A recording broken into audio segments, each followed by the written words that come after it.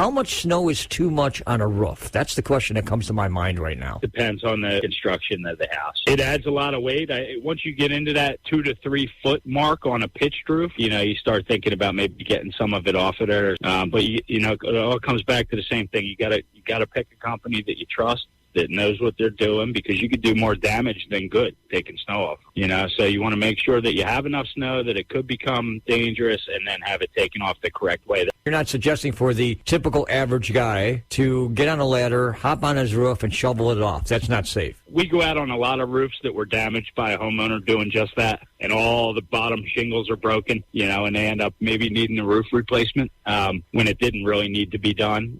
But if you're worried about leaks happening because of the snow, I normally wouldn't recommend taking the snow off. I would recommend having the roof done correctly, that you're not worried about the leaks. If you're worried about the structure not holding because of the weight, that's a different story, and that's time to get some of it off of there and let it melt properly.